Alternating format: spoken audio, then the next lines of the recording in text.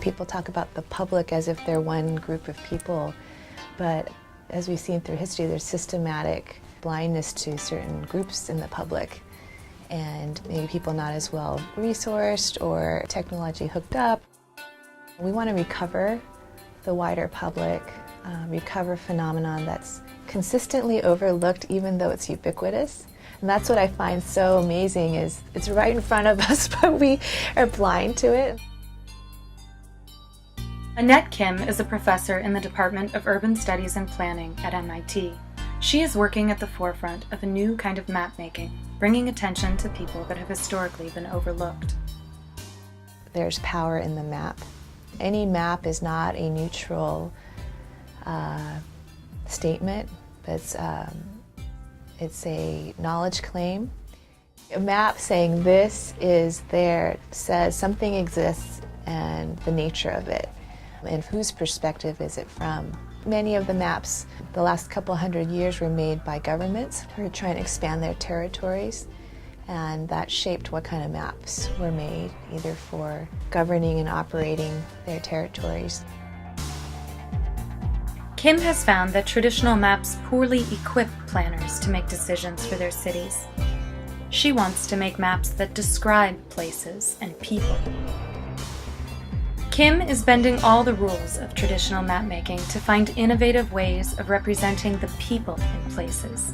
She found her inspiration to do this in 2000 while living in Vietnam as a Fulbright scholar. Southern Vietnam is like the breadbasket of Vietnam. I mean, it's just incredibly colorful, beautiful, delicious. I would have these rhythms of going in and out of my house to go to places, and you would see neighbors and all this activity in the street.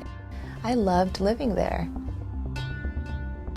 She fell in love with what she calls the humanity of the city. In the years since, she has been working to make sense of what makes Ho Chi Minh City special. The minute you step out the door, you're already interacting at a very humane level with our neighbor who started a sidewalk cafe, and then people make eye contact with you. You see people eating breakfast, a daily human need, and there's eye contact and smiles exchanged. You weave your bodies around each other. There's smells and sounds, and it's just all these layers that were going on, and it's so rich. In 2010, Kim returned to Ho Chi Minh City with a group of graduate students. She was determined to make sense of the city's magic. This project really was asking what was so wonderful about that city.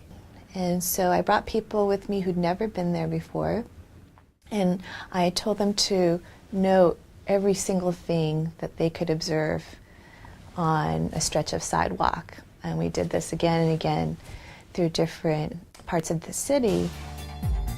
As they worked, the team noticed the police clearing street vendors off of the sidewalks. They learned that these efforts were intended to keep sidewalks orderly and attractive to visitors. One of the reasons for clearing off sidewalk life and street vendors is the incorrect assumption that tourists don't like this. And so we gathered thousands of self-reported tourist observations about what they liked, and the overarching theme was food and this life in the public space, which was not big squares and forums, but sidewalks and this community orientation, neighborliness, and kind of humane interaction, and this delicious food, so many kinds of food. One of the most meaningful moments for me was when I proposed an alternative strategy that included street vendors to Ho Chi Minh City's planning department, and one of the officials had an aha moment and said, "I never realized we were going through communities.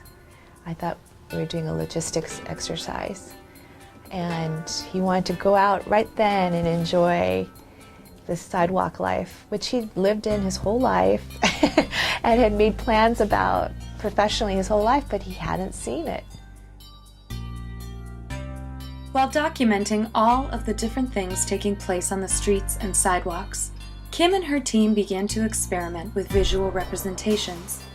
They realized that maps could be a powerful way to depict the intricacies of this intriguing place.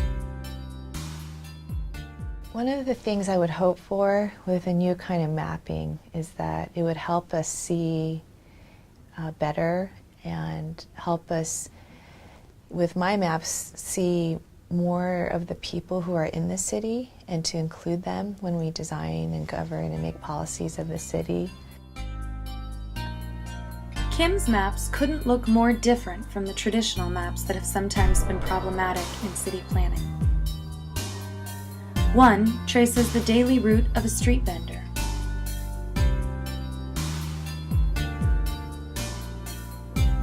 Another tracks migration routes from the countryside to Ho Chi Minh City.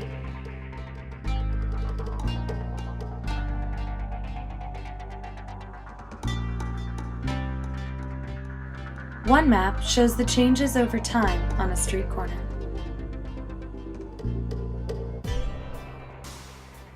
Another charts the different kinds of activity and commerce on sidewalks in the city. Back at MIT, Kim and her team turned the methods developed in Ho Chi Minh City into an ongoing project. They formed a research group called the Sidewalk Lab, or SLAB for short. I need other people to help me see other perspectives, things I've missed. So it's really collaborative, and we keep it open and fun, and each week what I found is a magic arrives just by the synergy of being together. Although SLAB's work has focused on documenting sidewalk life in Ho Chi Minh City, it offers planners and public leaders anywhere a new way to think about how people use public space. Every city, for Kim, is different and calls for its own solutions. In Cambridge, Massachusetts, where she lives and works, there's an alleyway covered in public art whose contributions are unplanned and ever-changing. Look what's evolved through that interaction, and this could have been a very forgotten, just an expedient passageway for pedestrians from parking lot to shopping, but now it's more of an experience, and it keeps changing and growing with whoever's here.